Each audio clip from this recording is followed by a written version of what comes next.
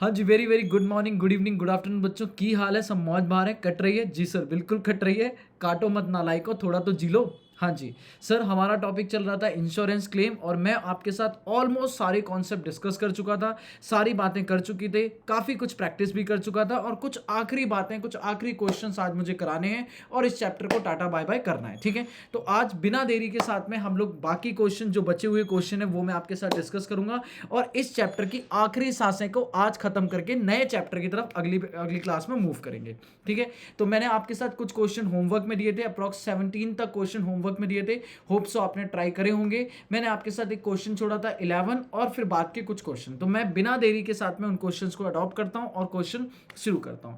तो आप मेरे साथ देखेंगे, अब बिना देरी के साथ में क्वेश्चन को शुरू करते हैं। ठीक है, चलो जी, आप लोग स्ट्रेट होके बैठेंगे और मेरे साथ में क्वेश्चन डिस्कस करेंगे। क्वेश्चन नंबर है हमारा 11। ठीक है, आज का पहला क्वेश्चन है और इंपॉर्टेंट क्वेश्चन मार्क कर लेना आप लोग, ये इंपॉर्टेंट क्वेश्चन है, कोई दिक्कत वाली बात नहीं है। ठीक है, ध्यान से देखना। कह रहा है, क्वेश्चन पढ़ता हूं मैं पहले आपके साथ। कह रहा, from the following particular you are required to claim, you are required to calculate amount of claim for the Buildwell Limited whose business premises were partly destroyed by fire। कह रहा हमारी फैक्ट्री में आग लग गया और उसका हमें क्लेम निकालना है। हमारा सम इंश्योर्ड कितना था? 31 दिसंबर 2001 को 4 लाख रुपए का, मतलब पॉलिसी कितने के लिए रखी है? 4 लाख रुपए की। पीरियड ऑफ इंडेमनिटी, मतलब अगर कल को हमारा आग लगने के बाद बिजनेस अफेक्ट रहता है तो 12 महीने तक इंश्योरेंस कंपनी हमारा ठेका ले रही है। कितने महीने का? 12 महीने का। हमारे को डैमेज हुआ है, हमारे को फैक्ट्री में आग लगी है 1 जनवरी 2002 को और बिजनेस हमारा डिस्ट्रप्शन में रहा है, बिजनेस डिस्टर्ब रहा है 31 अक्टूबर 2002, मतलब पूरे 10 महीने बिजनेस अफेक्टेड रहा। कोई दिक्कत नहीं, 12 महीने का कंपनी ने ठेका लिया हुआ है, लेकिन मुझे 10 महीने की बात करनी है, बात खत्म। ओके, कह रहा पॉलिसी के अकॉर्डिंगली सब्जेक्ट मैटर जो जीपी है वो कैसे निकलेगा? जीपी के अंदर जो सब्जेक्ट मैटर में जो जीपी आपको प्रॉफिट ऑन सेल निकाल, मतलब प्रॉफिट जो आपको कंसीडर किया जाएगा पॉलिसी के हिसाब से, उसमें दो ही चीज़ें होंगी, नेट प्रॉफिट और insured standing charges are included. ये बात ना भी बोलता तो भी हमें पता है, बोलो हाँ या ना। हमने ऑलरेडी बात डिस्कस कर रखी है कि सर हमें देखो याद, अगर मैं रिवाइज कर रहा हूँ, जल्दी से रिवाइज करो मेरे साथ में, कि हमें अगर लॉस ऑफ प्रॉफिट का क्वेश्चन है ये बेसिकली, तो हमें लॉस ऑफ प्रॉफिट में हमें दो चीज़ें चाहिए कि भैया जितने टाइम तक हमारा पीरियड अफेक्ट रहा है उतने तक उस पीरियड की एक्चुअल सेल चाहिए और वही कॉरस्पॉन्डिंग पीरियड की प्रीवियस ईयर की स्टैंडर्ड सेल चाहिए, जिसे हम एडजस्ट कर देंगे ट्रेंड से। जो भी शॉर्ट सेल निकलेगी उस पर जीपी रेट अप्लाई करेंगे और अपना निकल जाएगा लॉस ऑफ प्रॉफिट। अगर कुछ खर्चे एडिशनल करे होंगे तो उन खर्चों के 3 केस निकालेंगे, एक्चुअल एडिशनल एक्सपेंडिचर, जो एक्चुअल सेल हुई है due to these expenditure in the affected period multiply by GP rate, और कुछ प्रोपोर्शनेट करेंगे, विच एवरेज लोअर जो आएगा वो एडिशनल क्लेम को हम कंसीडर करेंगे। तो वही क्वेश्चन करना है आपको। कह रहा है जीपी जो निकलेंगे, नेट प्रॉफिट और इंश्योर्ड स्टैंडिंग चार्जेस, अपने को पता है यही लेते हैं। बुक्स ऑफ अकाउंट से हमें पता चला है कि जीपी पिछले साल का, बेटा हमारा year 2001, that mean January to December follow हो रहा है, कोई दिक्कत नहीं। पिछले साल का जीपी कितना था? 3,60,000। पिछले साल की एक्चुअल टर्नओवर पूरी सेल की कितनी थी? 12 lakh. Which also turnover in this case, मतलब वो कह रहा है एक्चुअल टर्नओवर है वही प्रीवियस ईयर की सेल है। बट बेटा मुझे पिछले साल का जीपी नहीं चाहिए, क्योंकि मैं अकाउंटिंग जीपी से नहीं काम कर रहा हूँ, मुझे चाहिए इंश्योरेंस जीपी के हिसाब से। मुझे जीपी नहीं चाहिए, मुझे नेट प्रॉफिट चाहिए और इंश्योर्ड स्टैंडिंग चार्जेस चाहिए। तो हाँ, सेल तो 12 लाख काम की आ जाएगी, लेकिन अभी जीपी का काम नहीं है। फिर कह रहा है टर्नओवर जो है आपको 1 जनवरी से लेके 31 अक्टूबर पिछले साल में जिस दिन आग लगी है उसका करस्पॉन्डिंग सेल कितनी है? 10 लाख की। ठीक है, प्रीसीडिंग द लॉस, जिस दिन आपको लॉस हुआ है उससे जस्ट पिछले पीरियड की अगर मैं बात करूं, पिछले साल का जो पीरियड है, मतलब स्टैंडर्ड सेल कितनी है? 10 लाख। बट पॉइंट इज, अभी आगे चलते हैं। कह रहा है during the dislocation of the position, हमने पोजीशन को हमने चेंज किया और हमें ये पता चला कि नवंबर दिसंबर 2001 से ही there has been an upward trend in the business. हम जो बिजनेस कर रहे हैं उसमें कहीं ना कहीं अपवर्ड ट्रेंड आया है in compare to the figure of previous year. Previous year की सेल में अगर देखा जाए तो करंट ईयर में हमें चेंज आया है, मतलब करंट ईयर में हमारी चीज़ें बढ़ी हैं। और हमें ये पता चला है कि अगर लॉस नहीं होता तो हमारे ट्रेडिंग रिजल्ट 2002 के would have been better than those the previous year, मतलब पिछले साल के जो रिजल्ट थे वो इस साल बेटर हो सकते थे। तो पक्का बात है, ट्रेंड है, बट ट्रेंड क्वेश्चन में बताया नहीं है कितना है, बट ये जरूर बताया है कि सर पिछले साल से इस साल अच्छा खासा अपवर्ड ट्रेंड है। कह रहा है इंश्योरेंस कंपनी ने अपॉइंट करा है, एक ऑफिशियल अपॉइंटेड करा है उन्होंने, कि भैया वो दिखाएगा, लॉस निकालेगा और एडजस्टमेंट करेगा प्री डैमेज फिगर में, ताकि वो एस्टिमेटेड अमाउंट आ जाए, would have been result in 2002। कह रहा है मतलब जो आपके डैमेज होने से पहले के फिगर हैं उसमें ट्रेंड को एडजस्ट करेगा, ताकि हमें ये फिगर आ जाए कि अगर डैमेज नहीं होता तो हमारे रिजल्ट्स क्या होते। कोई दिक्कत नहीं है, ये काम हम करते हैं। उसने अपॉइंट करके बंदा बैठा दिया, कहता है भैया मैं बताता हूँ। और ध्यान से देखो, कह रहा है हमारे प्री डैमेज फिगर जो हैं, प्री डैमेज मतलब प्रीवियस ईयर के फिगर जो हैं, डैमेज कब हुआ है बताओ ना। डैमेज हुआ है 1 जनवरी 2002 पे, तो इसका मतलब 2001 के फिगर जनवरी, फरवरी, नवंबर, दिसंबर के ये हैं टोटल। अगर आप देखोगे तो 12 लाख की सेल है, और पिछले साल की सेल भी कितनी थी, 12 लाख, और पिछले साल का जीपी कितना था, 3,60,000। तो ये तो ऑलरेडी ऊपर भी बता रखा था।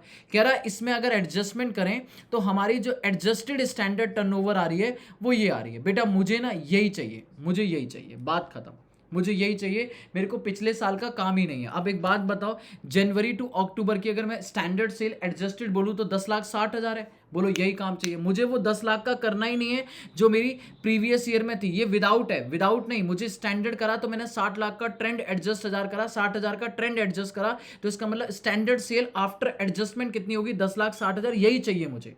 क्लियर है? क्वेश्चन में बल्ले बल्ले हाथ जोड़ो इस क्वेश्चन के, बेटा कितना आसान है, बच्चा कंफ्यूज हो जाता है इस क्वेश्चन को देख के। ये क्वेश्चन में आपको सब कुछ दिया हुआ है मेरे लाल, अरे बात समझ में। और ये बताओ 2,10,000, 12,70,000, 1 जनवरी 2002 को आग लग गई तो उससे पिछले की 12 महीने की सेल को बोलते हैं एएटी। और एनुअल एडजस्टेड टर्नओवर भी 12,70,000 दी हुई है। बताओ स्टैंडर्ड सेल भी दी है, एएटी भी दी है, और आपको जीपी दिया है। बस पॉइंट ये है कि मुझे जीपी नहीं चाहिए, मुझे नेट प्रॉफिट और इंश्योर्ड स्टैंडिंग चार्जेस चाहिए। क्वेश्चन ने कह रहा है हमको जो जीपी एक्चुअल 2001 का लगता था वो इतना था, और एडजस्टेड जो है वो 32%। सर इस जीपी का आपको हाथ भी नहीं लगाना। अगर आप 30% देखोगे तो 3,60,000 डिवाइडेड बाय 12 लाख 30% आ गया, और 4,06,400 डिवाइडेड बाय 12,70,000 ये आ गया 32%। पर ये दोनों ही जीपी रेट मेरे लिए बेकार हैं। क्यों? क्योंकि ये जीपी का एक्चुअल रेट है अकाउंट्स के हिसाब से, मैं इसको लेता ही नहीं, मैं इसको यूज करता ही नहीं। तो मेरे लिए ये दोनों ही रेट बेकार हैं, चाहे विदाउट एडजस्टेड जो बोलो या आफ्टर एडजस्टमेंट। मेरे लिए काम का क्या है, मुझे नेट प्रॉफिट चाहिए और इंश्योर्ड स्टैंडिंग चार्जेस चाहिए, जो क्वेश्चन में अभी तक नहीं बताया। मेरे को स्टैंडर्ड सेल पता है, मेरे को एएटी पता है, बस जीपी के लिए नेट प्रॉफिट और कहीं ना कहीं स्टैंडिंग चार्जेस पता चल जाए, काम हो जाएगा। नीचे कह रहा है इंक्रीज कॉस्ट ऑफ वर्किंग, जो हमारा खर्चा एडिशनल खर्चा हुआ है वो 1,80,000 का हुआ है। ये क्लॉज है पॉलिसी में कि सेविंग इन इंश्योर्ड अगर होगा standing charges during the indemnity period तो वो भी 28,000 का, मतलब कहीं ना कहीं 28,000 का इंश्योर्ड स्टैंडिंग चार्जेस की सेविंग हुई है। Standing charges not insured, not insured कितना दिया है, 20,000। कह रहा अनइंश्योर्ड बता दे रहा हूं, इंश्योर्ड नहीं बता रहा। और एनुअल टर्नओवर जनवरी में नील थी, और फरवरी टू अक्टूबर 2002 में क्या हुई है, 8 लाख। मतलब जिस दिन मेरी आग लगी थी उससे अगले उस टाइम के अफेक्टेड पीरियड में जनवरी में तो मैं कुछ नहीं बेच पाया, और फरवरी टू अक्टूबर में 8,000। मतलब मैं कह सकता हूँ actual sale during affected period January to लेके अक्टूबर तक 8 लाख की है टोटल। बताओ एक्चुअल सेल भी पता है, स्टैंडर्ड भी पता है, एएटी पता है, एक्चुअल एक्सपेंडिचर पता है, सिर्फ जीपी चाहिए। इस क्वेश्चन में सिर्फ और सिर्फ जीपी चाहिए, बाकी मेरा क्वेश्चन खत्म है। चलो शुरू करते हैं। हाँ जी शुरू करते हैं, बस जीपी चाहिए, बाकी तो और कुछ भी नहीं है। आ जाओ मेरे बच्चों शुरू करते हैं। ठीक है, आंसर नंबर है 11। आप कहोगे सबसे पहले मैं निकालूंगा calculation of loss of profit, अभी नहीं, लॉस ऑफ प्रॉफिट। ठीक है, इसमें सबसे पहले आप लिखोगे सर आपकी adjusted standard sale, adjusted standard sale जो है वो क्या होगी सर, वो होगी 1 जनवरी 01 से लेके टिल 30 अक्टूबर 01 तक। और ये आपको दी हुई है, ये आपको दी है क्वेश्चन में, देखो मेरे मेरे लाल मेरे पीले सर, 1 लाख और 9,60,000 की, मतलब ये आपको 1 लाख की एडजस्टेड दी है प्लस 9,60,000 की दी है, तो टोटल हो गई 10,60,000। टोटल हो गई कितनी, 10 लाख की, टोटल हो गई 10 लाख की। कुछ नहीं करना, माइनस करो इसमें से एक्चुअल टर्नओवर, एक्चुअल सेल जो आपकी 1102 से लेके टिल 30 अक्टूबर 02 एक्चुअल में आई है।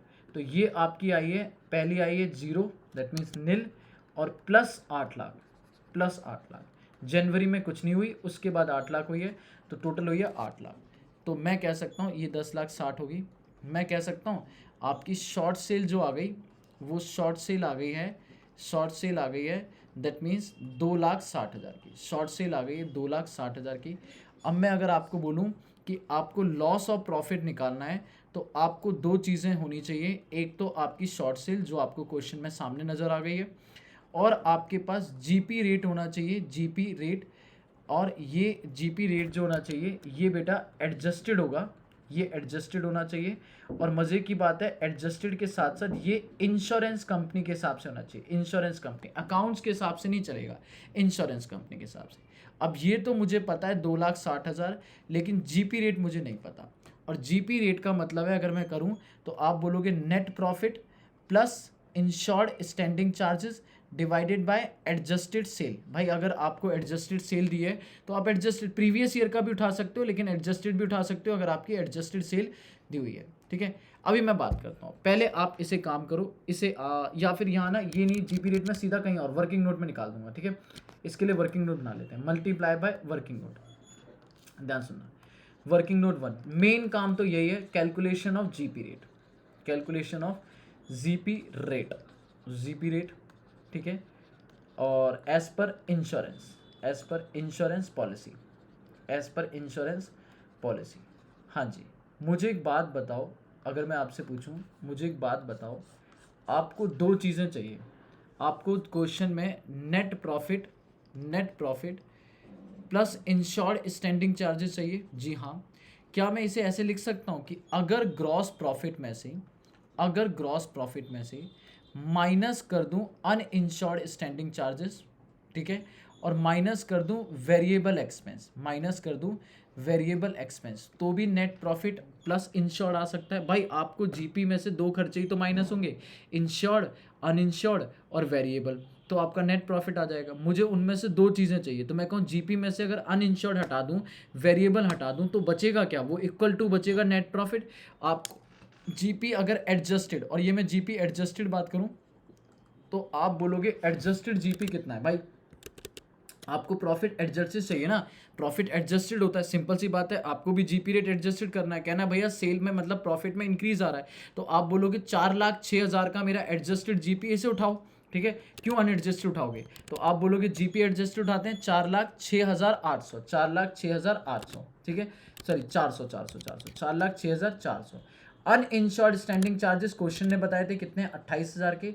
वेरिएबल के बारे में कुछ नहीं बोला, जीरो मान लेते हैं, ये अज्यूम कर लेते हैं कि हमारे पास वेरिएबल एक्सपेंस कुछ भी नहीं था। ठीक है, तो क्योंकि और कोई ऑप्शन नहीं है, तो इसका मतलब ये कितना आ गया बताओ, 4,06,400 माइनस 28,000, तो ये आ गया 3,78,000। बस यही पॉइंट इंपॉर्टेंट है इसमें, यही पॉइंट इंपॉर्टेंट है, बस यही इंपॉर्टेंट था। और अब निकाल दो जीपी रेट, और आप बोलोगे ये एडजस्टेड आएगा, तो एडजस्टेड कैसे आएगा, आपने बोला net profit plus insured standing charges divided by adjusted previous year cell. Adjusted भाई ऊपर भी एडजस्टेड उठाया है, ऊपर भी ये भी एडजस्टेड है, ये भी एडजस्टेड है, नीचे भी एडजस्टेड है। अगर नीचे एडजस्टेड नहीं, मतलब दैट इज, अभी तक मैं क्या करता था, प्रीवियस ईयर सेल उठाता था, प्रीवियस ईयर नेट प्रॉफिट, क्योंकि दोनों अनएडजस्टेड होते थे। नेट प्रॉफिट में मुझे बताया नहीं होता था कि जीपी मेरा कितना बढ़ रहा है इस साल, या जीपी में क्या है, तो मैं कहता था भैया पिछले साल का रेट उठा लो, पिछले साल के बेसिस पे उठा लो, और उसमें अगर ट्रेंड सीधा सीधा एडजस्ट कर दो। इस बार जीपी में ही एडजस्ट ट्रेंड कर दिया है, तो फिर सेल भी क्या उठाओगे, एडजस्ट उठाओगे। तो बताओ कितना आ जाएगा, आप बोलोगे सर हमारा जो एडजस्टेड आ रहा है वो अपर आ रहा है 3,78,400, और एडजस्टेड सेल जो आ रही है वो आ रही है 12,70,000, 12,70,000 इंटू 100, बताओ कितना रेट आ रहा है। ठीक है, तो ये आ जाएगा 12,70,000, ये आ गया into 100, 4,06,400 minus 28,000 divided by 12,70,000। That means कह सकता हूँ 29.8%, 29.8%। ठीक है, 29.8%, तो इसको यहाँ पे ले लो। ठीक है, अगर मैं बात करूँ तो मोटा मोटा वैसे वही हो जाएगा। ठीक है, 29.8%, 30% मोटा मोटा हो रहा है, 2,60,000 इंटू 29.8%, तो ये आ गया 77,480। बेटा थोड़ा बहुत राउंड ऑफ का फिगर आ सकता है, ठीक है, क्योंकि मैंने थोड़ा राउंड ऑफ कर दिया, तो कोई दिक्कत नहीं है। तो ये लॉस ऑफ प्रॉफिट आ गया, इसमें कोई दिक्कत नहीं। अब अगला निकाल दो बस, एडिशनल क्लेम, जल्दी से आ जाओ। हाँ जी, जल्दी से यहाँ पर आ जाओ, और अब निकालते हैं एडिशनल क्लेम, जल्दी नोट करो, मैं वेट कर रहा हूँ आपका। हाँ जी, जल्दी से नोट करो अगर इसमें किसी को दिक्कत है। नॉर्मल पॉइंट करा मैंने, बस इसमें जो मेन काम था वो इस बार जीपी रेट का काम करवाया। उसने क्वेश्चन ने आपको इस बार डायरेक्ट डिटेल नहीं दी थी, नेट प्रॉफिट और इंश्योर्ड स्टैंडिंग चार्जेस आपको जीपी एडजस्ट करके बता दिया था और अनइंश्योर्ड बता दिया था। तो मैंने कहा जीपी में से अनइंश्योर्ड हटा दो, तो अपने आप जो बचेगा वो नेट प्रॉफिट और इंश्योर्ड बचेगा, वो भी एडजस्टेड। तो नीचे भी हमने क्या उठाई, एडजस्टेड सेल। ठीक है, अब आगे आ जाओ। आप उठाओगे second point, additional expenditure claim. Additional expenditure claim, तो आप इसमें बोलोगे जो आपका आएगा वो फर्स्ट पॉइंट आएगा, actual cost of working. Actual cost of working बोले तो कहीं ना कहीं एडिशनल एक्सपेंडिचर, एडिशनल एक्सपेंडिचर ये आ गया। एक्चुअल में कितना खर्चा हुआ है, एक्चुअल में हो रहा है 1,80,000। जो इंक्रीज कॉस्ट ऑफ वर्किंग है वो आ रही है 1,80,000। फिर आप बोलोगे actual sale, actual sale during affected period, during affected period जो हुई है, और affected period due to additional expenditure. अब मुझे नहीं पता, क्वेश्चन ने कुछ नहीं बताया कि सेल जो हुई है वो एडिशनल एक्सपेंडिचर से हुई है या नहीं हुई है। ठीक है, तो हम ये मानेंगे कि भैया पूरी की पूरी सेल एक्चुअल एक्सपेंडिचर की वजह से ही हुई है। तो 8 लाख की सेल थी, 8 लाख की सेल हुई है ड्यूरिंग द अफेक्टेड पीरियड, और जीपी आया 29.8%, डीपी आया 29.8%। तो ये कितना आ जाएगा, आप बोलोगे 8 लाख इंटू, यार इसको मैं 29.898% को मैं इसको कर दूं। आप एक मिनट रुकना,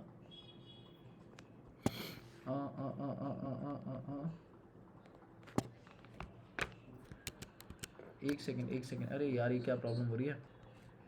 हाँ ठीक है, तो ये बताओ कितना आ गया, ये आ जाएगा ये आ जाएगा 8 लाख इंटू 29.8%, तो ये आ गया 2,38,400, 2,38,400। तीसरा पॉइंट आप बोलोगे कि भाई आपका जो एक्चुअल एडिशनल एक्सपेंडिचर है, ठीक है, मल्टीप्लाई करोगे AAT, multiply by AAT into GP rate, ठीक है, divided by AAT, into GP rate, और प्लस अनइंश्योर्ड स्टैंडिंग चार्जेस। ठीक है, तो आप बोलोगे ये तो आ जाएगा, खर्चा है 1,80,000 मल्टीप्लाई बाय AAT, इस बार AAT में कोई टेंशन नहीं भैया, पिछले साल की, क्योंकि 1 जनवरी को आग लगी है, तो पिछले साल की पूरी सेल एडजस्टेड हमारी वही है, तो 12,70,000 की ही हो गई। ठीक है, मल्टीप्लाई बाय जीपी रेट, निकाल लेंगे, जीपी रेट निकाल लेंगे। बेटा एक गड़बड़ हो गई मुझसे, हाँ एक गड़बड़ हो गई, एक्चुअली कोई वैसी गड़बड़ नहीं होगी, बस फिगर में एक गड़बड़ हो गई। सर मैंने ना 28,000 फिगर ले लिया। देखो क्वेश्चन में आपके साथ दिमाग में शायद आप भी आ रही होगी, भैया सर ये क्या कर रहे हो सर। मैंने जो saving in insured standing charges था वो था 28,000, standing charges not covered by insurance company, मतलब अनइंश्योर्ड 20,000 था। मैंने गलती से 20,000 की जगह फिगर कितना ले लिया, 28,000। ओ माई गॉड, और इसकी वजह से बड़ा इम्पैक्ट पड़ जाएगा मेरे क्वेश्चन पे। इम्पैक्ट क्या पड़ेगा, मेरा जीपी रेट में यहाँ पर गड़बड़ आ जाएगी। सर मुझे ये ठीक करना पड़ेगा, सॉरी बच्चों, सॉरी माफ़ कर दो, सॉरी। हाँ जी, ये मेरे को रेट थोड़ा सा चेंज करना पड़ेगा, और इसकी वजह से ये फ़र्क आएगा। ठीक है, ये काफ़ी फ़र्क आएगा। जल्दी बताओ ये कितना आएगा, 20,000, तो ये आ जाएगा 3,86,400। ठीक है, और ये हो जाएगा 3,86,400 divided by 12,70,000, 3,86,400 divided by 12,70,000 into 100, तो 30.425%। ठीक है, ये कर लो। ठीक है, छोटी सी गलती हो गई मुझसे, फिगर उठाने में गलती हो गई। ठीक है बेटा, थोड़ा सा होता है, हाँ बुढ़ापा आ गया है सर, कोई दिक्कत नहीं है, इधर आ जाओ, इधर ठीक कर लेते हैं। यहाँ पर भी ठीक करना पड़ेगा अपने को, ये ठीक करना पड़ेगा। सर हमारा पूरी कटिंग करवा दी, अरे माफ़ कर दो मेरे को, मेरे लाल, मेरे पीले, मेरे हरे, हाँ माफ़ कर दो, जान मांग लो तुम मुझसे इसी बात पे। ठीक है, तो ये आ जाएगा 79,105, 79,105। ठीक है, बस एक 28 की जगह 20,000 का फिगर लेना था, मैंने गलती से 20 की जगह 28 ले लिया। ठीक है, चलो ये यहाँ पे ठीक कर लिया करेक्शन, मैं दिखा दूंगा क्वेश्चन में। अब यहाँ पे भी थोड़ी सी करेक्शन करनी पड़ेगी, यहाँ पे भी ये भी रेट ठीक करना पड़ेगा, और बाकी तो अभी मैंने करा ही नहीं था। तो ये बोलोगे ये रेट आ रहा था 30.425, है ना, 30.425%। ठीक है, इधर लिखोगे 30.425% डिवाइडेड बाय 12,70,000 इंटू 30.425%, और अनइंश्योर्ड चार्जेस हैं +20,000। जब मैंने ये उठाना जाया ना, तब मेरे को वो पॉइंट क्लिक हुआ। ठीक है, हाँ जी सर, वो मिटा दो, ऊपर वाला फिगर ठीक कर दो। हाँ जी, हाँ जी, बिल्कुल बिल्कुल। तो ये बताओ, ये वाला दोबारा फिगर कितना आएगा? 8 लाख का इंटू 30.425, 8 लाख इंटू 30.425%, ये आ जाएगा 2,43,400। इसको सॉल्व करते हैं तो ये बोलोगे 12,70,000 इंटू 12,70,000 इंटू 30.425%। इसको मैं यही ले लेता हूँ, सीधा फिगर ले लेता हूँ। ये आ जाएगा 3,86,400 प्लस 20,000।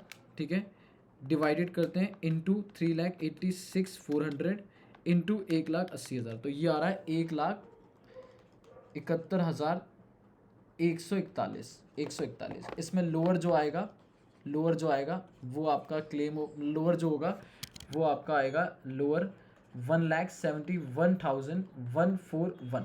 ठीक है, ये पॉइंट आएगा। बस अब आगे काम कर लो आप, जल्दी जल्दी बताओ। अब आगे करते हैं। ठीक है, ये यहाँ पे हमने लॉस ऑफ क्लेम निकाला, ये हमने यहाँ पे एडिशनल क्लेम निकाल दिया। अब बोलोगे टोटल लॉस कैसे निकालेंगे? टोटल लॉस के लिए आप बोलोगे सबसे पहले लॉस ऑफ प्रॉफिट और प्लस करेंगे एडिशनल एक्सपेंडिचर। तो एडिशनल एक्सपेंडिचर तो 1,71,141 है, और इधर आ रहा है 79,105। ठीक है, और टोटल कर देते हैं इसमें 79,105। तो ये आया 2,50,246 माइनस करेंगे saving in insured standing charges. और वो क्वेश्चन में कितना था, हमें ध्यान से, वो था आपको कह रहा सेविंग जो थी वो थी 28,000, तो हमने गलती से 20,000 लिख दिया था, 28,000। तो इसका मतलब ये आ जाएगा 2,22,246 रुपये। ये आपका एक्चुअल लॉस। आप इंश्योरेंस क्लेम निकालोगे। तो आप बोलोगे इंश्योरेंस क्लेम कैसे निकालोगे? एवरेज मेथड से सबसे पहला रिस्क कवर निकालो। मैक्सिमम कितना है? तो मैक्सिमम पहले बताओ पॉलिसी अमाउंट कितना था। पॉलिसी अमाउंट क्वेश्चन ने पहली लाइन में सबसे पहले दिया था 4 लाख की पॉलिसी थी। 4 लाख की policy multiply by actual loss 2,22,246 और divided by GP ratio 12,70,000 into 30.425%। ठीक है, तो मैं इसको सॉल्व करता हूँ तो ये आएगा, आप बोलोगे 3,86,400 डिवाइडेड इंटू 4 लाख इंटू 2,246। तो ये आ गया 2,30,068। ठीक है, और आप बोलोगे एक्चुअल लॉस जो है वो आपका 2,22,246 है। दैट मीन्स क्लेम जो होगा वो इन दोनों का लोअर तो बोले तो क्लेम आ गया 2,22,246 रुपये का क्लेम। ठीक है, हाँ जी, बस ये क्वेश्चन यहाँ पर ख़त्म, और ये मैंने आपको यहाँ पे कराया। ठीक है, तो इसमें हमने यहाँ पे मेन बात करी है, ये आपको ध्यान रखना है इंपॉर्टेंट, कि सर लॉस निकालते टाइम ना छोटी छोटी बातें ध्यान रखनी, कोई ज़्यादा बड़ी बात नहीं। लॉस वही सेम, इस क्वेश्चन में जो नई बात थी वो थी आपकी जीपी ने मेन काम किया था, जीपी रेट। आप जल्दी से इसे नोट करेंगे, मैं आपका वेट कर रहा हूँ। इसके बाद मुझे एक क्वेश्चन और कराना है। ठीक है, आप नोट करो इसे फटाक से।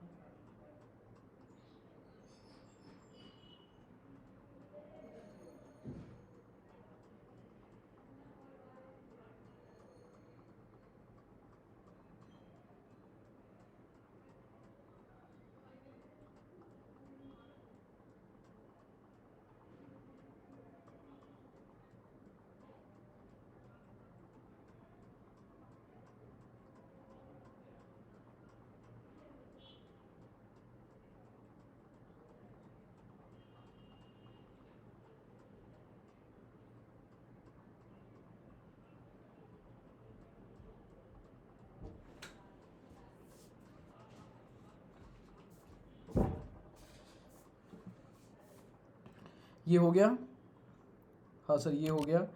चेंज कर दूं मैं, अगला बढ़ा दूं स्लाइड, ये लो जल्दी से जीपी का नोट करो।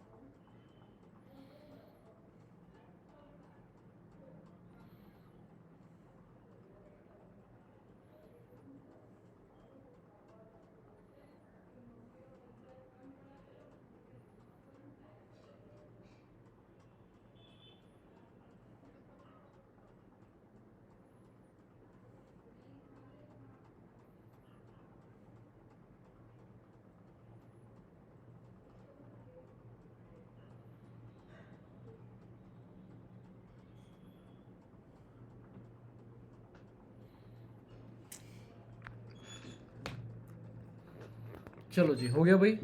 हाँ जी, अब शुरू करते हैं अगला क्वेश्चन, ठीक है। इसके अगला क्वेश्चन करते हैं, थोड़ा और मज़ेदार क्वेश्चन होने वाला है, तो इसको भी आराम से आप ध्यान से सुनेंगे, ठीक है। आप कौन सा कराओगे सर? ये हो चुके हैं हमारे, ये सारे क्वेश्चन जितने थे वो आपके होमवर्क में। क्वेश्चन नंबर 17, ये क्वेश्चन हम करने जा रहे हैं, क्वेश्चन नंबर 17, और ध्यान से सुनेंगे, ठीक है। क्वेश्चन नंबर 17, 2 क्वेश्चन कराने हैं, 17 और 18, बस चैप्टर खत्म, ठीक है। सॉरी, देखना, कह रहा Monalisa and company runs a plastic goods shops, following details are available from sales tax return file. कह रहा हमें कुछ ये क्वार्टरली रिजल्ट पता है। 2001 से कहानी शुरू है, 1 जनवरी आपको जो ईयर दिया है वो 2001, 2002, 2003, 2004, मतलब कहीं ना कहीं कैलेंडर ईयर दिया है। और आपको सेल्स जो दिए वो क्वार्टरली दिए, जनवरी टू मार्च, अप्रैल टू जून, जुलाई टू सितंबर, और अक्टूबर टू दिसंबर। तो 4 क्वार्टर की सेल दी हुई है। कितनी कितनी सेल है, ये सब सेल है, ये टोटल सेल है चारों साल की। अब ये चारों साल की सेल की मुझे क्यों दी हुई है, अब नीचे देखेंगे बाद में जाके।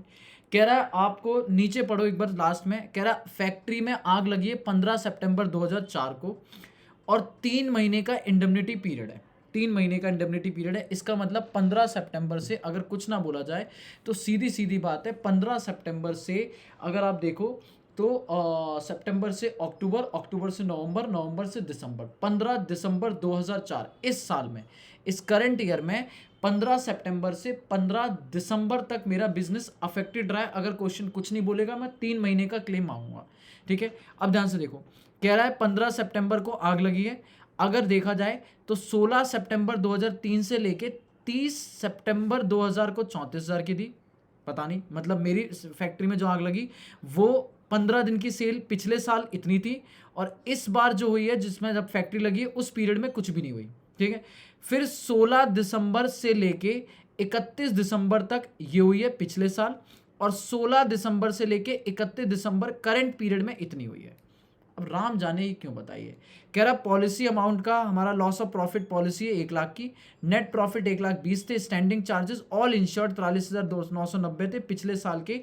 ये आपको करना है, तो पिछले साल का नेट प्रॉफिट दिया है, पिछले साल का स्टैंडिंग चार्ज दिया, पिछले साल की सेल दी है, जीपी रेट तो आ गया, जीपी रेट तो आ गया। एक्चुअल सेल नहीं पता मुझे, स्टैंडर्ड सेल नहीं पता, कुछ भी खर्चा नहीं है, कोई खर्चा नहीं है, तो एडिशनल एक्सपेंडिचर का क्लेम नहीं है। बस 2 चीज़ें चाहिए, एक्चुअल सेल और स्टैंडर्ड सेल। पहले मैं आपको एक बात दिखाता हूँ, मैं आपको एक चार्ट बनाता हूँ और आप मेरी चार्ट से बात समझना, ठीक है, चार्ट से बात समझना। आप आ गए हो मेरे साथ में। आंसर नंबर है 17, आंसर नंबर है 17, 17 है ना, हाँ 17। आपको क्वेश्चन क्या कह रहा है, ध्यान समझना। मुझे 2 साल का काम है, ये पता नहीं क्यों दिया हुआ है मेन, मैं कहूँगा मेरे को जो पहले काम है 2003 का, और फिर दिया है 2004 का, मुझे यही 2 सालों का मेनली काम होता है। कह रहा फैक्ट्री में आग जो लगी है वो ये मान के चलो 16, कहीं ना कहीं फैक्ट्री में 15 तारीख से लगी है, 15 सितंबर है ना, फैक्ट्री में आग कब लगी थी, 15 सितंबर 04 को लगी थी, तो 3 महीने के लिए, तो मैं कह सकता हूँ कहीं ना कहीं ये हमारा 15 दिसंबर 04 तक मेरा बिजनेस क्या रहा, अफेक्टेड रहा। यहाँ पे मेरा बिजनेस क्या रहा है, ये बिजनेस क्या रहा, अफेक्टेड, क्लियर है। और मुझे इसकी सेल चाहिए, मुझे इसकी सेल चाहिए कि इस अफेक्टेड में क्या रही है। और सेम कहीं ना कहीं मैं कह सकता हूँ पिछले साल भी 15 सितंबर 03 से लेके 15 दिसंबर 03 तक की मुझे सेल चाहिए, जो मेरी क्या रहेगी, स्टैंडर्ड सेल, जो मुझे क्या रहेगी, स्टैंडर्ड सेल। अब उसने सेल तो दी है, उसने सेल तो दी है पिछले साल, लेकिन पॉइंट इज पूरे साल की दी है। और पता है क्वार्टरली दी है। क्वार्टरली कैसे दी है, उसने पहले आपको कहीं ना कहीं जनवरी टू अप्रैल दी, दैट इज जनवरी टू मार्च दी, फिर मार्च से अप्रैल टू जून दी, और फिर जुलाई से सितंबर दिए, जुलाई से सितंबर दिए, जुलाई से सितंबर दिए, जुलाई से सितंबर दिए, ठीक है। फिर उसके बाद अगर मैं बात करूं जुलाई से, ध्यान सुनना, जुलाई से 30 सितंबर तक की सेल दी है, 30 सितंबर, और फिर 30 सितंबर से 31 दिसंबर तक की सेल दी है। ऐसे यहाँ पर करिए कि भाई आपको जो सेल है वो 1 जुलाई से लेके सीधा 30 सितंबर तक की दी है, 30 सितंबर की दी है, और फिर 30 सितंबर से 31 दिसंबर की दी है, मतलब क्वार्टरली रिजल्ट दिए। अब एक बात बताओ, आपको क्वेश्चन ने अलग से इस पीरियड की सेल दे दी, इस पीरियड की सेल दे दी है, इस पीरियड की सेल दी है, बता सकते हो कितनी है। मतलब कह सकता हूँ 15 सितंबर 03 से लेके टिल 30 सितंबर 03 तक, 30 सितंबर 03 तक सेल कितनी दी है, अगर आप ध्यान से देखोगे तो 34,000 रुपए की, 34,000 रुपए। ये 15 की जगह उसने 16 वर्ड यूज किया है, 16/9 से लेके 30/9 तक जो उसने दी है 34,000 की दी है। क्लियर है। और सेम यहाँ पर भी इस पीरियड की 30 सितंबर तक, ये वाले जो पीरियड की कह सकता हूँ सेल 16 सितंबर 04 से लेके 30 सितंबर 04 तक, दैट मीन्स इस पीरियड की सेल क्या दी है, 0, इस पीरियड की सेल क्या दी है, 0, ठीक है। उसके बाद उसने ये जो बचा हुआ पीरियड था, ये पीरियड, इस सेल, इस पीरियड की भी दी है। कह रहा है सेल 15, दैट इज 16 दिसंबर 03 से लेके टिल 31 दिसंबर 03 तक की सेल दी है। बताओ कितनी दी है, कह रहा है 60,000। ये कितनी है, 60,000, ठीक है। और ऐसे ही इस पीरियड की सेल भी दी है, इस पीरियड की सेल दी है। कह रहा है 16 सितंबर 04 से लेके 31 दिसंबर 04, 31 दिसंबर 04 तक की सेल दिया आपको कितनी, 20,000, सेल दिया आपको 20,000।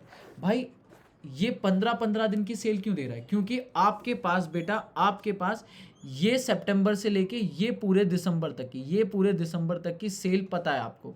ये लास्ट क्वार्टर की जो सेल है, जो लास्ट क्वार्टर सितंबर टू दिसंबर की सेल जो है, सितंबर टू दिसंबर 03 की सेल है, वो आपको पता है क्वेश्चन में कितनी है। लास्ट में देखो, ये रहा, देखो जल्दी से ध्यान से, ये आपका 1,90,000 और इस पीरियड की 1,48,000। तो क्या मैं कह सकता हूँ कि आप क्वेश्चन में देखो जाओगे तो ये है 1,90,000 की, और ये पूरे पीरियड की यहाँ से लेके यहाँ तक की, कहीं ना कहीं सितंबर से लेके दिसंबर 4 तक की, ये है सेल 1,48,000 की। अब मुझे पूरे दिसंबर तक नहीं चाहिए, इसमें 15 दिन हटा दो, क्योंकि मेरा यहीं पे पीरियड इंडेमनिटी खत्म हो गया। तो अगर 15 दिन हटा दूं तो 15 दिन की सेल यही तो है। तो इसका मतलब कहीं ना कहीं कह सकता हूं सर मेरी ये 15 दिन की सेल और ये सेल, ये दोनों मिला दोगे तो एक्चुअल सेल हो जाएगी। इसका मतलब मैं कह सकता हूँ 0 रुपए की सेल प्लस 1,28,000 की, 20,000 हटाया तो इसका मतलब मेरी एक्चुअल सेल हो गई है 1,28,000। मैंने ग्राफ से समझाया, चार्ट से। मैंने कहा सर ये 15 सितंबर से लेके 30 दिसंबर तक 15 दिन की सेल ये हो गई, और फिर पूरे मंथ में से ये 15 दिन की हटा दो, तो इसका मतलब पहले 15 दिन की और फिर 2.5 महीने की सेल, तो टोटल मिला के 1,28,000 होगी। ऐसे ही ये 15 दिन की सेल, ये 15 दिन की सेल सितंबर के, तो ये हो गई 34,000, ठीक है। और ये फिर 2.5 महीने की, फिर ये वाले पीरियड की जो आप 2.5 महीने की निकालोगे, ये जो 2.5 महीने का आएगा, ये 2.5 मंथ्स की सेल जो आएगी, वो आप बोलोगे टोटल कितनी है, 1,90,000 में से 60 हटाओ, तो 1,90,000 में से 60 हटाओगे, दैट इज -60,000, तो आप बोलोगे 1,30,000, 1,30,000, तो 1,30,000 और 34,000, दैट मीन्स 1,64,000 की क्या आ गई, आपकी स्टैंडर्ड सेल आ गई। बोलो हाँ या ना। हाँ सर, बात तो समझ आ गई। देख रहे हो आपको क्वेश्चन ने कैसे घुमाया। ऐसे क्वेश्चन आते हैं एग्जाम में, कोई दिक्कत वाली बात नहीं है। आपको लग रहा होगा ये क्वेश्चन बड़ा बवाल का है, बट ये क्वेश्चन इतना आसान है, अगर आप इसे थोड़ा सा दिमाग लगाओगे तो बात समझ जाओगे। सर ये बात तो समझ आ गई, एक्चुअल सेल आ गई, स्टैंडर्ड सेल आ गई, बट सर हमें ये बात नहीं समझ आ रही है। हमें ये बात आप समझाइए कि सर ये 2002 और 2001 का डेटा क्यों दिया हुआ है। बेटा ये दिया हुआ है ट्रेंड के लिए। अगर आप ध्यान से देखो, 6,20,000 से सेल बढ़ के हो गई है 13 और 7,13,000 से हो गई 8,19,950। 2004 में नहीं जाऊंगा क्योंकि उसमें तो आग लग गई, तो वो तो अफेक्टेड होगी। तो आप मुझे बता सकते हो 2001 से 2002 में कितना चेंज आया? तो आप बोलोगे 7,13,000 की सेल हो गई, बल्कि 6,20,000 की थी। तो मेरी 2001 से लेके 2002 में कहीं ना कहीं 93,000 की सेल बढ़ गई, 93,000 की सेल बढ़ गई। और आप बेस क्या बनाओगे? प्रीवियस ईयर को। तो प्रीवियस ईयर से कितनी बढ़ी है? डिवाइडेड बाय 6,20,000, तो इसका मतलब 15% बढ़ी है भाई। 93,000 बढ़ी, डिवाइडेड बाय 6,20,000, 15% बढ़ी। अब ऐसे ही 2002 से 2003 में देखो, तो आप बोलोगे 8,19,950 माइनस 7,13,000, तो जो बढ़ी है वो अमाउंट में बढ़ी है 1,06,950 की। और इसको बेस बनाओ 2002 का, कि 2002 से कितनी बढ़ी है, तो अगेन ये भी आ गया 15%। तो मैं कह सकता हूँ 2001 से 2002 में सेल बढ़ी 15%, फिर 2002 से 2003 में बढ़ी कितनी? 15%। तो मैं कह सकता हूँ कि 15% का ट्रेंड है, हर साल 15% का ट्रेंड है। तो मुझे बताना बच्चे, अगर मैं कहूंगा कि सर मैं अगर यहाँ पे कह रहा हूँ 15% का ट्रेंड है, तो इसका मतलब अगर ये 1,64,000 स्टैंडर्ड सेल जो निकली है, तो इस साल ये कितनी होगी? 1,64,000 में 15% ऐड कर दो, 15% ऐड कर दो, तो 1,88,000, 1,88,600 की आपकी एडजस्टेड स्टैंडर्ड सेल होनी चाहिए। बस क्वेश्चन खत्म, बस क्वेश्चन खत्म, यही मेन काम है। चलो जी आ जाओ, शुरू करते हैं। ठीक है, आओ मेरे बच्चे आओ, बात खत्म। ठीक है, ये मैंने समझाया। आंसर नंबर 17 आप निकालने वाले हो, कैलकुलेशन ऑफ क्लेम, बस कोई एडिशनल एक्सपेंडिचर नहीं है, claim for loss of stock. ठीक है, सबसे पहले आप लिखोगे स्टैंडर्ड सेल, आप लिखोगे स्टैंडर्ड सेल। ठीक है, स्टैंडर्ड सेल आपको कहाँ से कहाँ तक की चाहिए? 16 सितंबर 03 से लेके आपको चाहिए टिल 16 नहीं 15 ले लेते हैं ना, 15 दिसंबर 03 की। ठीक है, तो आप इसे कैसे निकालोगे? आप बोलोगे सेल जो है वो 16 सितंबर 03 से लेके टिल 30 सितंबर 03 तक जो थी वो कितनी है वो बताओ। वो आप क्वेश्चन में देख के बताओगे, वो है 34,000। वो कितनी है? 34,000। फिर आप इसमें ऐड करोगे सेल, कहीं ना कहीं 1 अक्टूबर 03 से लेके टिल 15 दिसंबर 03 तक। तो वो आप कैसे निकालोगे? पूरे महीने की सेल, पूरे महीने की सेल कितनी है? पूरे महीने की सेल अगर मैं आपको बोलूं, या फिर ऐसे कर दो, 15 दिसंबर छोड़ो, आप बोलो 31 दिसंबर 03 तक, तो वो कितनी हो गई? वो आ गई आपकी 1,90,000, वो आ गई आपकी 1,90,000। और इसमें माइनस कर दो, इसमें माइनस कर दो सेल, इसमें माइनस कर दो 16 दिसंबर 03 से लेके टिल 31 दिसंबर 03 तक की सेल, बताओ कितनी हो गई? ठीक है, तो ये आप बोलोगे इसमें माइनस करेंगे तो ये 60,000 की माइनस होगी। तो इसका मतलब ये आ गई आपकी स्टैंडर्ड सेल, कितनी आ गई? ये आपकी स्टैंडर्ड सेल जो आ गई वो आ गई, हाँ जी बताओ कितना? दैट मीन्स 1,34,000 प्लस 1,90 माइनस 60,000, तो दैट मीन्स 1,64,000 है ना, 1,64,000। इसमें आप ऐड करोगे ट्रेंड, इसमें आप ऐड करोगे ट्रेंड। ठीक है, अरे मैंने ये कुछ ट्रेंड का अमाउंट गलत निकाला था क्या? नहीं, सही तो निकाला था। हाँ, इसमें करोगे ट्रेंड। ठीक है, ट्रेंड कितना है? ट्रेंड है @15%। ठीक है, ये आप वर्किंग नोट 1 में भी दिखा दूंगा, मैं वर्किंग नोट 1 में बना के दिखा दूंगा। तो 1,64,000 इंटू 15%, तो ये आ गया 24,600, 24,600। तो आप बोलोगे एडजस्टेड स्टैंडर्ड सेल कितनी हो गई है? Adjusted standard sale, adjusted standard sale हो गई है 1,64,000 प्लस 24,600, दैट मीन्स 1,88,600। ठीक है, माइनस करेंगे इसमें से एक्चुअल सेल, माइनस करेंगे इसमें से एक्चुअल सेल। एक्चुअल सेल भी सेम ऐसे ही करोगे, बताओ एक्चुअल सेल कितनी होगी? वही 16 सितंबर 04 टिल 15 दिसंबर 04, 15 दिसंबर 04 को। ठीक है, तो आप ये माइनस कैसे करोगे? आप करोगे इधर लेते हैं। ठीक है, हाँ जी, आप बोलोगे सेल 16 सितंबर 04 से लेके टिल 30 सितंबर 04 तक जो है वो क्या थी? 0 नील, प्लस सेल 1 अक्टूबर 04 से लेके टिल 31 दिसंबर 04 कितनी है? वो है आपकी वो है आपके क्वेश्चन कितना था? 1,48,000 की, 1,48,000 माइनस कर दो, माइनस सेल इसमें 16 दिसंबर 04 से लेके till 31 December 04 31 December 04, that means कितनी हो गई वो हो गई 20,000। तो इसका मतलब ये आ गई 1,28,000। तो आपके पास शॉर्ट सेल कितनी आ गई है, शॉर्ट सेल आ चुकी है 1,28,000 में, ये माइनस करोगे माइनस 1,28,000, 60,600 की, ठीक है। जल्दी बोलो, क्लियर है ये? बस इसमें सेल का थोड़ा घुमाया हुआ पॉइंट था, बाकी कोई भी ऐसी टेंशन नहीं थी। अब आ जाओ अगले पे, अभी वर्किंग नोट में ट्रेंड दिखा दूंगा। नीचे आ जाओ, इस तरह आ जाओ, लॉस ऑफ प्रॉफिट निकालोगे, लॉस ऑफ प्रॉफिट। तो आप बोलोगे short cell multiply by GP, short cell multiply by GP rate, multiply by GP rate. GP rate normally निकाल देंगे, उसमें कोई एडजस्टमेंट नहीं है। 60,600 मल्टीप्लाई बाय जीपी कितना होगा, नेट प्रॉफिट। क्वेश्चन में देख के बताओ नेट प्रॉफिट कितना था, 43, 1,20,000, ठीक है, प्लस पिछले साल 43,990, ये इंश्योर्ड स्टैंडिंग चार्जेस हैं, divided by previous year cell, previous year cell है 8,19,950, ठीक है, 8,19,950 इंटू 100, बताओ कितना रेट आ रहा है। तो ये बोलोगे 60,600 इंटू जीपी रेट निकालना पड़ेगा, 1,20,000 प्लस 43,990 डिवाइडेड बाय 8,19,950 इंटू 100, 20% का रेट आ रहा है, 20% रेट आ रहा है। तो ये बोलोगे कोई जीपी पर ट्रेंड नहीं है, इंटू 20%, तो ये आ गया 12,120, 12,120 रुपये का ये आ गया लॉस, ठीक है। कोई सेविंग वगैरह है नहीं, कोई सेविंग वगैरह है नहीं, कोई सेविंग है नहीं, तो यही लॉस हो गया। और आपका इधर ही आ जाएगा इंश्योरेंस क्लेम। तो इंश्योरेंस क्लेम जब आएगा तो सबसे पहले आप लोगे रिस्क कवर, ठीक है। तो रिस्क कवर कितना हो गया, रिस्क कवर जो आ गया वो आएगा पॉलिसी अमाउंट, पॉलिसी अमाउंट कितना है 1 लाख का, पॉलिसी अमाउंट है 1 लाख, ठीक है, मल्टीप्लाई बाय 12,120 का लॉस, 12,120 का लॉस।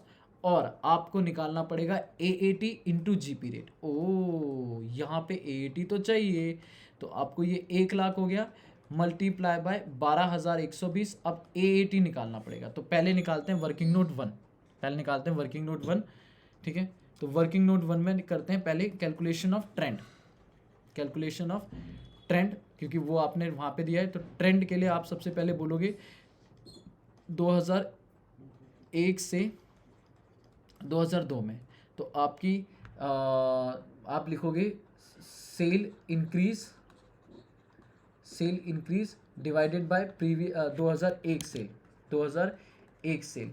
तो आप बोलोगे ये आ रहा था आपका, कितना अमाउंट आ रहा था, ये मतलब आपने कर लिया था 7,13,000, 7,13,000 minus 6,20,000, 6,20,000 divided by 6,20,000, divided by 6,20,000 into 100। तो इसका मतलब ये आ रहा था 15%, ये आ रहा था 15%। फिर आपने कहा 2002 से 2003, 2002 टू 2003, ठीक है, 2001 से 2002, 3, थोड़ा सा ये ना फिगर ऐसा लग रहा है कि जैसे मैं अकाउंटिंग ईयर फॉलो कर रहा हूँ, 2 टू 2002, ठीक है, ये ट्रेंड है, यहाँ पे भी ट्रेंड। तो आप यहाँ पे कैसे निकालोगे, आप बोलोगे सर 8,19,000 कितना था, 8,19,950 minus 7,13,000 divided by 7,13,000, divided by 7,13,000 into 100, into 100। तो ये भी अगेन रेट कितना आया 15%, ये भी रेट कितना आया 15%। तो आपको पता चल गया कि ट्रेंड जो है वो कितना है, ट्रेंड जो है वो इंक्रीजिंग है 15% एवरी ईयर, इंक्रीजिंग है 15% एवरी ईयर, ठीक है। तो ये आपने कंक्लूड किया, तो ये मैंने यहाँ पर कंक्लूजन करके दिखा दिया। जल्दी बोलो, ट्रेंड आपको नॉर्मल आ गया, 2001 से 2002 में 15% बढ़ा, फिर 2002 से 2003 में 15% बढ़ा। 2004 में क्यों नहीं निकाला, क्योंकि 2004 में तो आग लग गई थी, तो आग लग गई है तो फिर तो हमें पता ही नहीं है कि कितना हो गया, ठीक है। अब दूसरा निकाल लो वर्किंग नोट 2, वर्किंग नोट 2 आपको निकालना है annual adjusted turnover. Annual adjusted turnover का मतलब क्या है, जल्दी बताओ।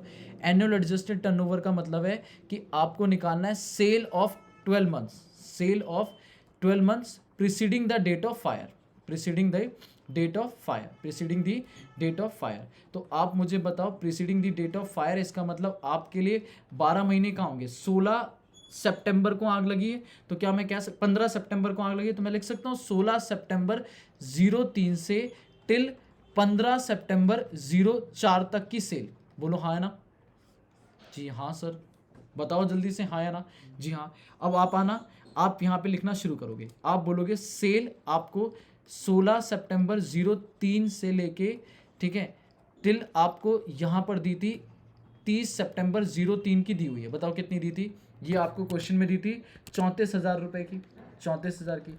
और फिर आप इसमें ऐड करोगे सेल, इसमें ऐड करोगे सेल 1 अक्टूबर 03 से लेके सीधा 31 दिसंबर 03 तक, ठीक है, 31 दिसंबर 03 तक। और इसमें आपको माइनस करने की जरूरत नहीं है क्योंकि अब तो पूरे साल की चाहिए। तो ये सेल कितने की थी? 1,90,000 की, 1,90,000 की। लेकिन आपको यहाँ पे ये 2003 की सेल है, ये 2003 की सेल है, तो ये हो गई 2,24,000। इसमें आप ऐड करोगे ट्रेंड। ओ, इसमें आप ऐड करोगे ट्रेंड। बेटा इंपॉर्टेंट छोटी छोटी चीज़ें हैं। 15% ऐड करोगे क्योंकि 2003 की है, तो 2004 के कंपैरिजन में इसे ट्रेंड ऐड करना पड़ेगा। तो आप बोलोगे 2,24,000 में 15% ऐड करोगे तो ये आ जाएगा 33,600। इंपॉर्टेंट मार्क कर लो। तो आपका ये ट्रेंड के बाद आ जाएगी 2,57,600, 57,600 मैं कह सकता हूँ टिल 2000। फिर इसमें ऐड करोगे सेल कहाँ से कहाँ तक की? 1 जनवरी 04 से लेके टिल, पहले आप ले लो कहीं ना कहीं कितना है, सीधा सीधा ले लेते हैं तो पहले 3-3 महीने करके ले लेते हैं। तो 31 मार्च 04। फिर आप फिर ऐड करोगे, ये इसमें ट्रेंड करने की जरूरत नहीं है क्योंकि ये तो इसी साल की है। 1 अप्रैल 04 टिल 30 जून 04। फिर प्लस सेल करेंगे फिर 3 महीने की, 1/7/04 से लेके टिल 30 सितंबर 04। और फिर आप क्या करोगे? इसमें माइनस कर दोगे सेल, माइनस कर दोगे सेल कौन सी वाली?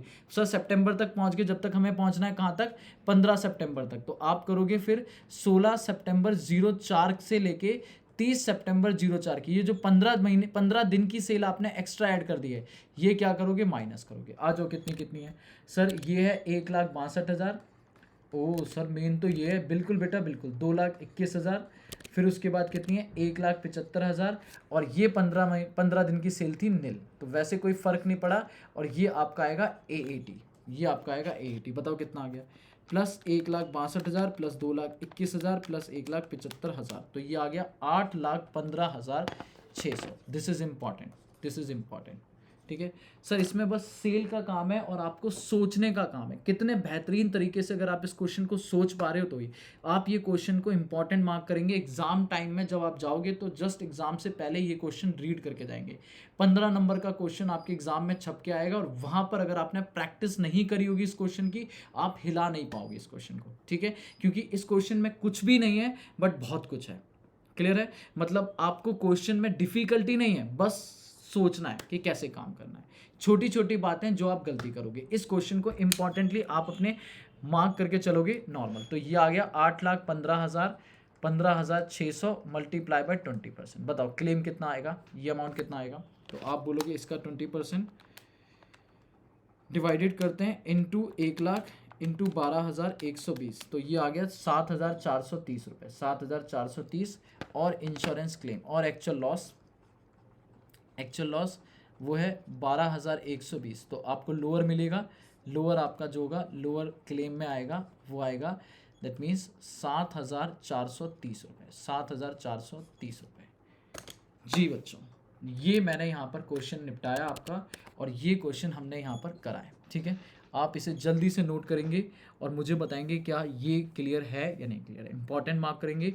हमने इसमें मेनली डेट्स का काम किया, ठीक है। दो चीज़ें, पहले स्टैंडर्ड सेल निकाली, फिर एक्चुअल सेल निकाली और फिर निकाला AAT। AAT बड़ा ध्यान से निकाला भैया। 2003 की सेल को ट्रेंड में एडजस्ट करना है, चाहे वो स्टैंडर्ड हो चाहे वो AAT की हो।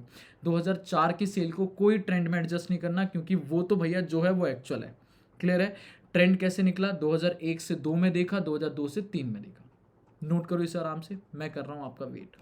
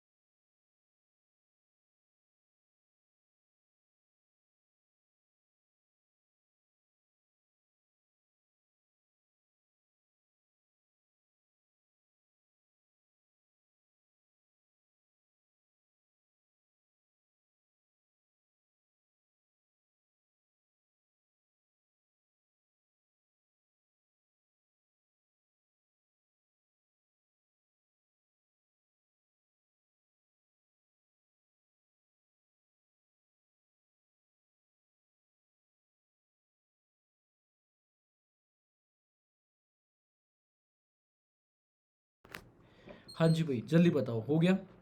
क्वेश्चन बढ़िया है, मज़ा आया ना? हाँ, मज़ा आना चाहिए, मेन बात ये है।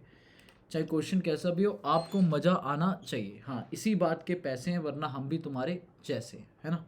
चलो सर, कितना कराओगे? बस आखिरी क्वेश्चन, और insurance company tata bye bye. Sir अब कुछ जो मैं कराने वाला हूँ अब क्वेश्चन, वो सीरियसली कुछ भी नहीं है, ठीक है? वो इजी सा क्वेश्चन है।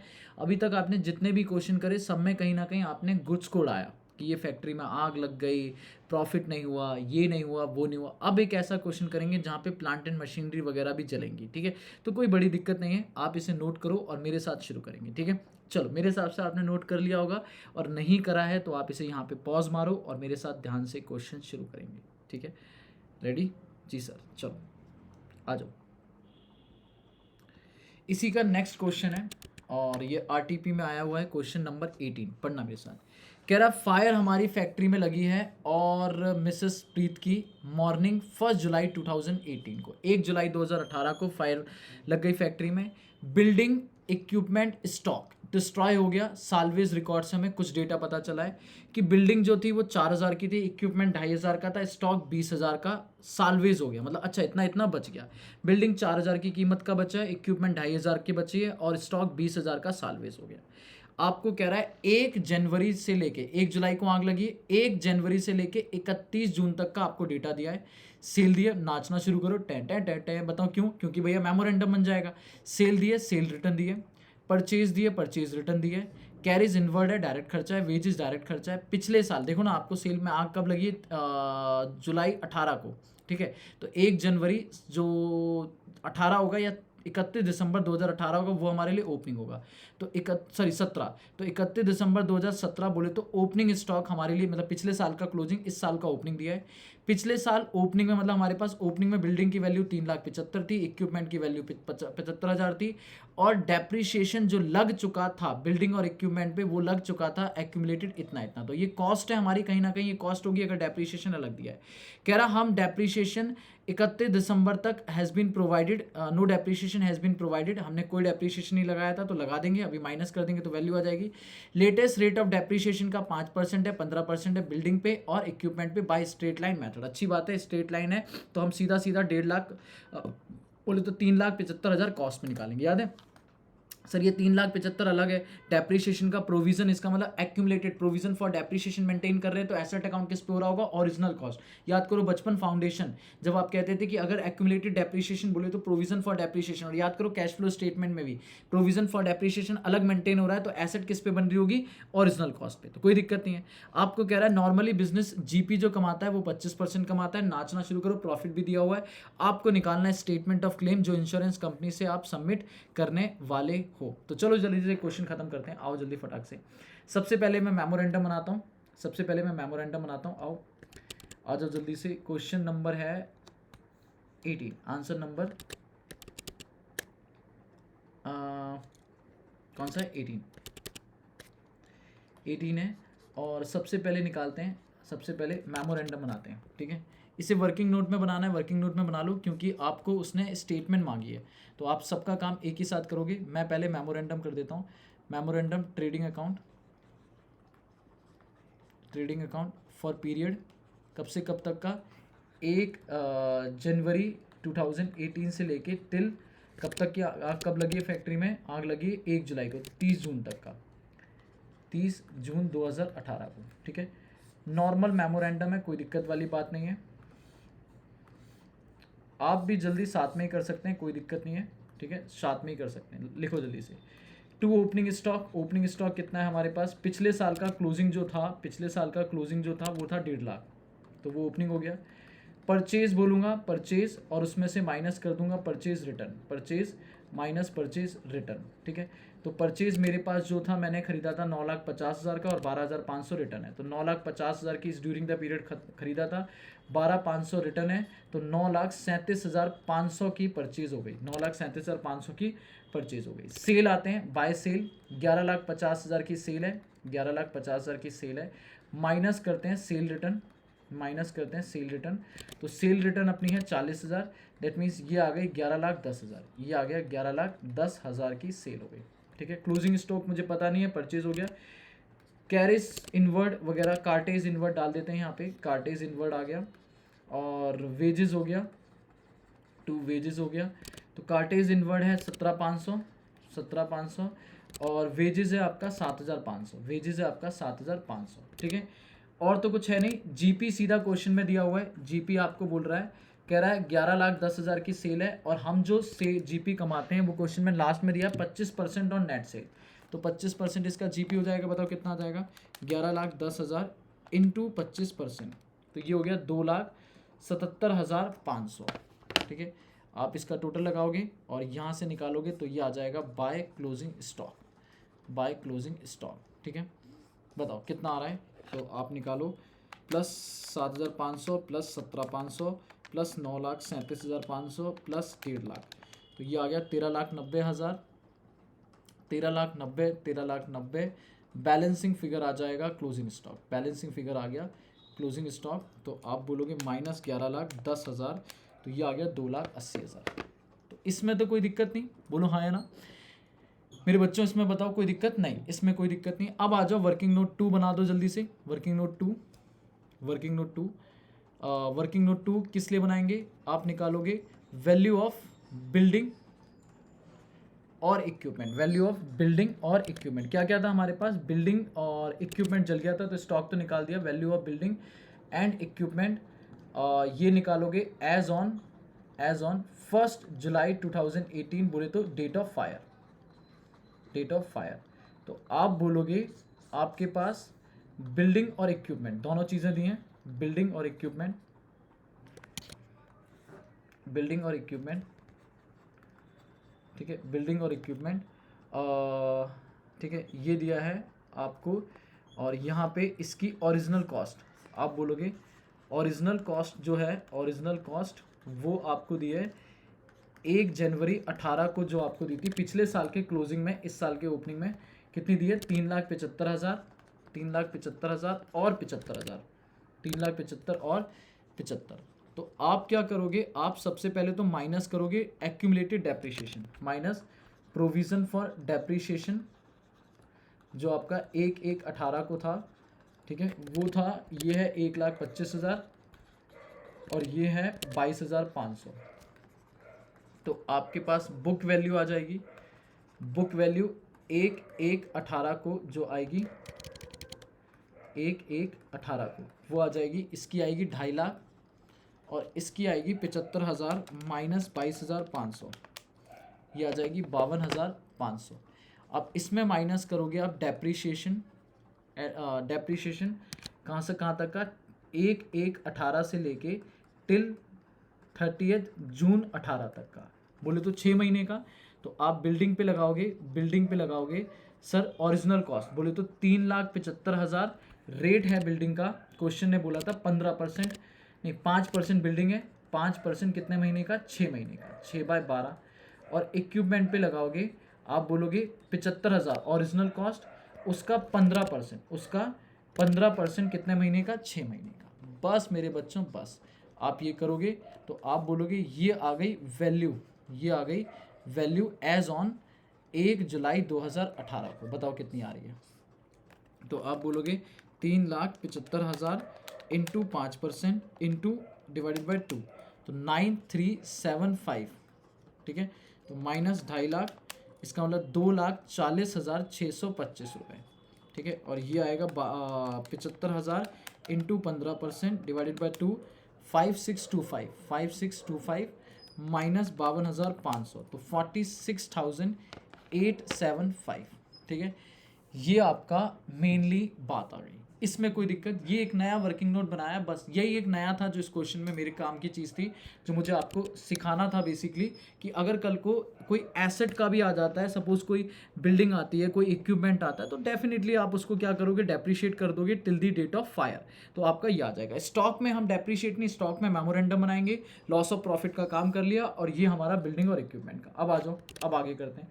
अब उसने मांगा है स्टेटमेंट, उसने मांगी है, कहता है सर स्टेटमेंट बनाओ, statement showing, statement showing claim for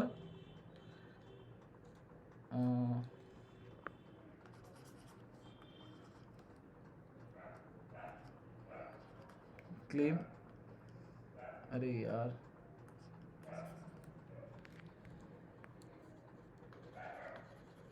एक सेकेंड बच्चों, claim for loss, claim for loss. तो आप क्या क्या करोगे, तीन चीज़ें आपके पास, स्टॉक, बिल्डिंग और इक्विपमेंट, तीनों की पहले वैल्यू लिखो, ठीक है। फॉर्मेट ज़रूरी नहीं है जो मैं यूज़ कर रहा हूँ आप उसी तरीके से करो, बट मैं मानता हूँ कि सर ये मैं बेस्ट फॉर्मेट यूज़ कर रहा हूँ as on date of fire, ठीक है, 1 जुलाई 2018 को। तो स्टॉक कितना था हमारा 1 जुलाई 18 को, 2,80,000 का, ये 2,80,000 की वैल्यू का था। और ये था हमारा बिल्डिंग था 2,40,625 रुपये का, और 46,875 रुपीज़ का ये था, ठीक है। माइनस करोगे इसमें से साल वेस्ट, माइनस करोगे इसमें से साल वेस्ट कितना कितना हुआ है। तो स्टॉक साल वेस्ट कितना हुआ है क्वेश्चन में देख के बताओ, सबसे पहली लाइन में बताया था स्टॉक साल वेस्ट हुआ है 20,000 का, ठीक है।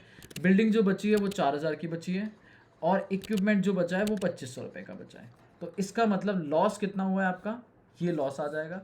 लॉस जो हुआ है आपका वो लॉस हुआ है 2,60,000, ठीक है, 2,36,625 रुपये, ठीक है, और 44,375 रुपये।